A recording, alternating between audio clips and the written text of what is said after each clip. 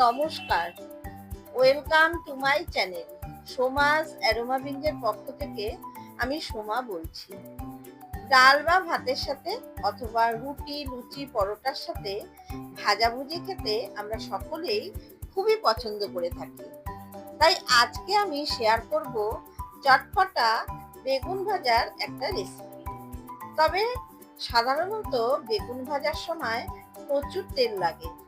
আমি যেই পদ্ধতিতে বেগুন ভাজবো খুব কম তেলের প্রয়োজন হবে। তাহলে আসুন দেখে নেওয়া যাক কিভাবে কম তেলে এই চটপটা বেগুন ভাজা বানানো যায়। প্রথমে একটা বোলের মধ্যে নিয়ে নিচ্ছি 2 টেবিল স্পুন বেসন। নরমাল যে বেসন দোকানে কিনতে পাওয়া যায় সেই বেসন দিয়ে আমি বানাচ্ছি। আর নিচ্ছি 1 টেবিল স্পুন চালের গুঁড়ো, 1/4 টিস্পুন নিয়ে নিলাম হলুদের গুঁড়ো, হাফ টিস্পুন লাল লঙ্কার গুঁড়ো, হাফ টিস্পুন চাট মশলা। তবে এটা অপশনাল, চাইলে আপনারা নাও দিতে পারেন। আর দিলাম 2 টিস্পুন পোস্ত, দিয়ে দিচ্ছি হাফ টিস্পুন কালো জিরে, স্বাদ মতো লবণ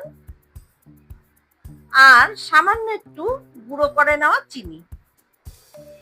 এবারে একটা চামচ দিয়ে সমস্ত শুকনো উপকরণগুলো ভালো করে মিশিয়ে নিচ্ছি। এই মিক্সচারটা আপনারা বানিয়ে স্টোর করেও রাখতে পারেন। তারপর যখন বেগুন ভাজবেন তখন এটা ব্যবহার করতে। সমস্ত শুকনো উপকরণগুলো ভালো মতো মিশিয়ে নিয়ে রেখে দিলাম। আর বেগুনটা আমি এখন কেটে নেব। বেগুনটা আমি ভালো করে জল দিয়ে ধুয়ে নিয়েছি, কারণ বেগুন কাটার পরে আমি আর জল দিয়ে ধুবো না। আমরা নরমাল বেগুন ভাজার জন্য যেরকম গোল চাকচাক করে বেগুন কাটি, ঠিক সেই রকম ভাবে বেগুন কেটে নিচ্ছি। তবে খুব বেশি মোটাও কাটবো না, আবার খুব বেশি পাতলা করে বেগুন কাটবো না। যেহেতু কম তেলে বেগুনটা ভাজবো, সেই জন্য খুব মোটা করে কাটলে বেগুন সেদ্ধ হবে না, আর পাতলা করে কাটলে বেগুন ভাজতে অসুবিধা হবে। সম্পূর্ণ বেগুনটা আমার কাটা হয়ে গেছে। দেখুন, খুব বেশি পাতলাও কাটিনি, আবার খুব বেশি মোটা করেও কাটিনি। আর আগেই বলেছি বেগুন কাটার পরে কিন্তু আর জল দিয়ে ধোবো না। এবারে কেটে নেওয়া বেগুনের টুকরোগুলো মশলার মধ্যে এপিট ওপিট করে ভালো মতো কোট করে নেব। ভালো মতো মশলায় কোট করে নিয়ে এক্সট্রা মশলাটা ভালোভাবে ঝেড়ে নিয়ে তারপর প্লেটের মধ্যে রেখে দিলাম। একই রকম ভাবে সমস্ত বেগুনের টুকরোগুলো শুকনো মশলার মধ্যে কোট করে নেব। দেখুন, এইভাবে ভালো করে চেপে মশলা বেগুনের গায়ে কোট করে নিতে হবে। আর এক্সট্রা মশলাটা ভালোভাবে ঝেড়ে ফেলে দিতে হবে। তারপর প্লেটে রেখে দিচ্ছি। একইভাবে সমস্ত বেগুনের টুকরোগুলো মশলার মধ্যে ভালোভাবে কোট করে নিয়ে প্লেটের মধ্যে রেখে দিলাম। এবারে মশলা দিয়ে মাখানো বেগুনের টুকরোগুলো 10 মিনিট রেখে দেব। 10 মিনিট পরে ফিরে আসছি। লবণ আর চিনি মশলাটার মধ্যে দেওয়ার জন্য বেগুনের থেকে জল বেরিয়ে মশলাটা বেগুনের গায়ে ভালো মতো বসে গেছে। তাই আলাদা করে জল দিয়ে মশলা মাখার প্রয়োজন নেই। এবারে গ্যাসে একটা ফ্রাই প্যান বসিয়ে হাই ফ্লেমে প্যানটা ভালো মতো গরম করে নিয়ে প্যানের মধ্যে দিয়ে দিলাম 2 টেবিল স্পুন সর্ষের তেল। এর থেকে বেশি তেল দেওয়ার একদম দরকার নেই। হাই ফ্লেমে তেলটা ভালো মতো গরম করে নিয়ে একে একে বেগুনের টুকরোগুলো প্যানের মধ্যে বসিয়ে দিলাম। এবারে গ্যাসের ফ্লেম মিডিয়ামে রেখে ঢাকা দিয়ে মিনিট 4 সময় ধরে বেগুনের টুকরোগুলো ভেজে নেব। মিনিট 4 পর ঢাকা ওপেন করে বেগুনের টুকরোগুলো উল্টে দিচ্ছি।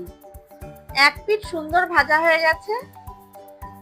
যেহেতু কম তেলে বেগুনের টুকরোগুলো ভাজছি, তাই হাই ফ্লেমে কিন্তু একদম ভাজবো না। হাই ফ্লেমে ভাজলে বেগুনের ওপরের মশলাটা পুড়ে যাবে, আর লো ফ্লেমে ভাজলে বেশি তেল টেনে নেবে। তাই ঢাকা দিয়ে দিয়ে মিডিয়াম ফ্লেমে বেগুনের টুকরোগুলো উল্টে পাল্টে ভেজে নিতে হবে। দু পিঠ উল্টে পাল্টে ভালোভাবে বেগুনের টুকরোগুলো ভেজে নিয়েছি। এবারে ভেজে নেওয়া বেগুনের টুকরোগুলো তুলে একটা প্লেটে রেখে দিচ্ছি। আর এই বেগুন ভাজতে কত কম তেল লাগলো আপনারা দেখতেই পেলেন। খেতে কিন্তু অসাধারণ লাগে। বাকি বেগুনের টুকরোগুলো ভেজে নেওয়ার জন্য আরো 2 টেবিল স্পুন সর্ষের তেল প্যানের মধ্যে দিয়ে দিলাম।